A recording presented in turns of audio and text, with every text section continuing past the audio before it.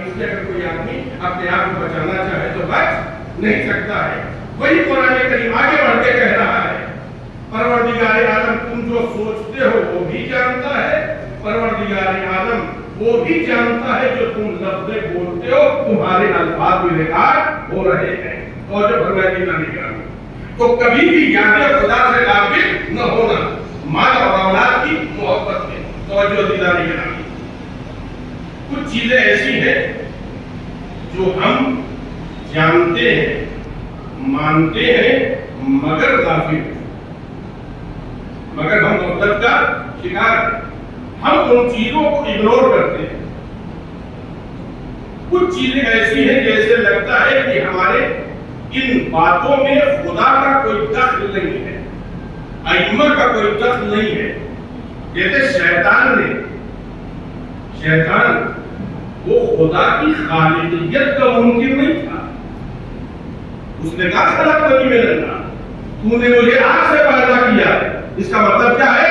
خدا کو خالق جانتا ہے مگر اپنے فیصلوں پر خدا کو حاکم نہیں مان رہا ہے. اور نتیجہ یہ ہوا بات سجدے کی نہیں ہے, بات سجدے کی نہیں ہے. اگر بات سجدے کی ہوتی تو اس نے کہا تھا پروردگار اپنے کسی ایک حکم کو واپس لے لے, میں تیرے اتنے سجدے کروں گا, اتنے سجدے کروں گا کہ ملائکہ بھی نہیں کر پائیں گے. پروردگار عالم نے کیا کہا؟ مجھے بات میری نظر میں سجدے کی نہیں ہے, بات میرے فیصلے کے ماننے کی ہے, میرے حکم کے ماننے کی ہے. لہذا دیکھا گیا عمل تھوڑا ہو مگر حکم خدا کے مطابق ہے تو وہی بارگاہ خداوندی میں قابل قبول ہے. اور کبھی کبھی قبولیت کی معیار اتنی ہوتی ہے کہ لشکر یزید سے نکل کے وہ حر علیہ السلام بن جاتا ہے. صلوات پڑھیں محمد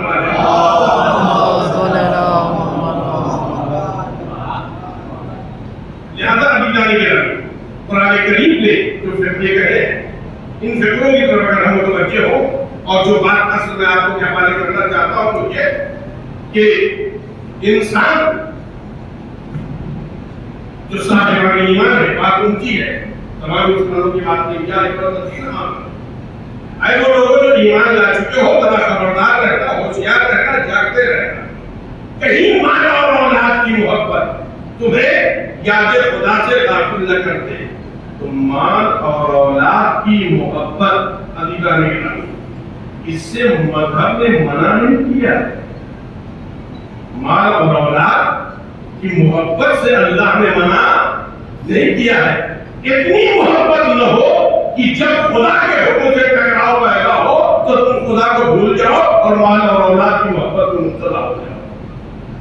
اس لیے کہ اگر ایسا ہوتا تو آپ دیکھیں حضور سرور کائنات کا اللہ علیہ وسلم نے آپ کو کسی زندگی میں دیکھیں, ان کے اخبار میں دیکھیں, مال اور اولاد سے بالخصوص اولاد سے کتنی محبت کی اللہ کے نبی پیغمبر اسلام نے. آپ چھوڑ دیجیے ان کے معصوم نوازوں کی بات, آپ چھوڑ دیجیے اس گھرانے کی بات, خود پیغمبر اسلام کا یہ قول ہے, یہ قول ہے اگر کوئی مومن کسی کے بچے کو عذروب محبت اٹھا لے خدا خوش ہوتا ہے, خدا اجر دیتا ہے, خدا ثواب دیتا ہے. بچہ کس کا ہے اس سے کوئی سروکار نہیں, اس نے اس بچے کو عذروب محبت اٹھا لیا ہے. لہذا میں بات کو کر کے کہتا چلوں کہ کبھی بھی ہمیں کسی بھی بچے کو کھلانے میں مکاری نہیں کرنی چاہیے.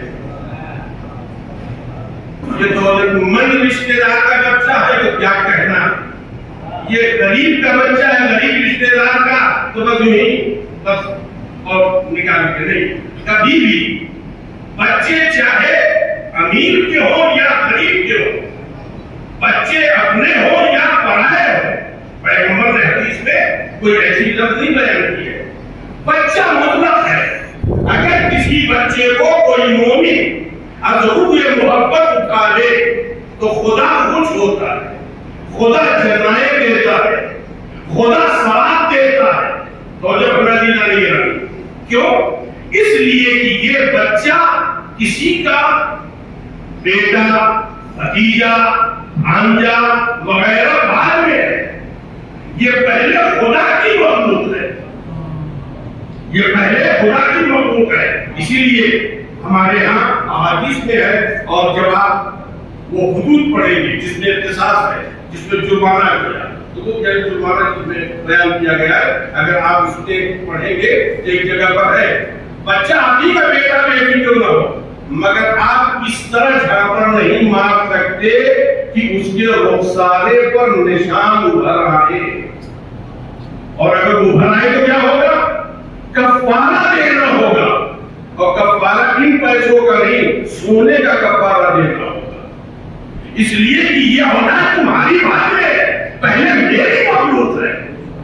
اور جو گھر میں جہاں کہیں گھروں میں تھوڑا سا بات بیٹے میں جھگڑا ہوتا ہے اولادوں میں، تو کیا کہتے ہیں؟ بیٹا کہتا ہماری اولاد ہم جو چاہے کریں، غلط ہے، غلط ہے، تمہیں اللہ نے وسیلہ بنایا ہے بس، اس کے علاوہ کچھ نہیں، لہذا تمہارے حقوق الگ ہے، بچے کے حقوق الگ ہے، تم اس طرح نہیں مان سکتے کہ اس کے رخسارے پر تماشوں کے نیل یا آپ کی انگلیوں کے نشان ہوا ہے۔ توجہ فرمائے دینا نہیں آتی، عام بچہ ہے، اگر اٹھا لے کوئی منہ میں عظم محبت، یہ پیغمبر کی حدیث، پیغمبر کی حدیث، پیغمبر فرما ہے، کوئی اور نہیں کہہ رہا، عظم محبت اٹھا لے تو خدا خوش ہوتا ہے، خدا جنائے دیتا ہے، خدا ثواب دیتا ہے۔ توجہ فرمائے دی جانی گرامی، اگر عام بچے کو کوئی عام مومن اٹھا لے تو خدا جنائے دیتا ہے، تو جو ابو طالب یتیم عبداللہ کو اٹھا لے، اب عزیزان گرامی امت مسلمہ فیصلہ کرے آیا جزا کہاں جائے گی، جزا کہاں جائے گی۔ لہذا یہ اولاد سے محبت کرنے سے مذہب نے منع نہیں کیا ہے، بلکہ عزیزان گرامی ایک مومن کا ایمانی فریضہ یہ ہوتا ہے اولاد پالے تو اللہ کے لیے، مال اکٹھا کرے تو اللہ کے لیے۔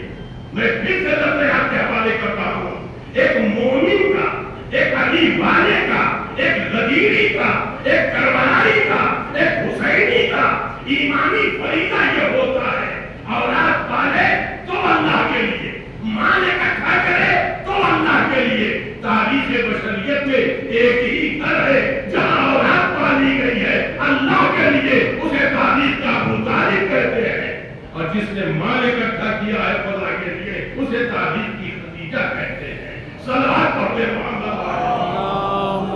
صلی اللہ محمد وآل محمد۔ عزیزان گرامی، مال اور اولاد اگر خدا سے دور کرنے کا ذریعہ ہے تو مال اور اولاد خدا سے نزدیک کرنے کا بھی ذریعہ ہے۔ میں اس سلسلے کے جو واقعات کو حوالے کرنا چاہتا ہوں، مال اور اولاد یہ ہمارے لیے سبب خیر بھی ہے، اور یہی ہمارے لیے شر کا بھی سبب ہے، یہی ہمارے لیے اجر و ثواب کا بھی ذریعہ ہے، اور یہی ہمارے لیے عذاب کا بھی ذریعہ ہے۔ تو جو اجر و ثواب کا جو ذریعہ ہے وہ بھی مال اور اولاد۔ شرط یہ ہے کہ مال اور اولاد کے سلسلے سے عزیزان گرامی ان باتوں کا خیال کیا گیا ہو جو قرآن نے کہا ہے، جو اہل بیت نے کہا ہے، جو معصومین نے کہا ہے، اور ہم کو سبب خیر بننا چاہیے، کبھی شر کا سبب نہیں بننا چاہیے، اس لیے کہ جب تک سبب باقی ہے اجر و ثواب باقی رہے گا۔ تو جو عزیزان گرامی، میں ابھی آپ کے حوالے ایک حدیث پیغمبر کی ہے جو مثال کے ذریعے سے میں آپ کے حوالے کرنا چاہتا ہوں تاکہ بات واضح ہو سکے۔ ایک بار بات بلند صلوات پڑھ لیں۔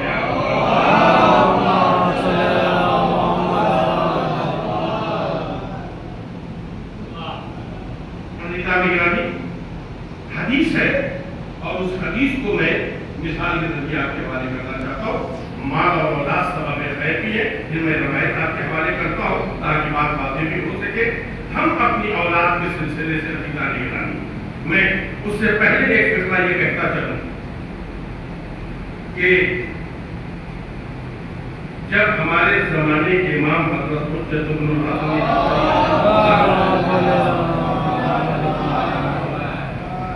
اگر آپ سلوات بابا نے بلند پڑھیں گے تو اللہم صلی علی محمد وآل محمد. وجد آپ کو بھی دینا تمام دوں گا، آپ کو مطمئن رہے مگر یہ سلوات ذرا بابا نے بلند آپ کو پڑھتے ہیں. اللہم صلی علی محمد وآل محمد. یا علی. اللہم صلی علی محمد وآل محمد. عزیزان گرامی، امام کے زمانے حکومت کو ایک الگ موضوع میں نظر دکھانا چاہتا ہوں. بات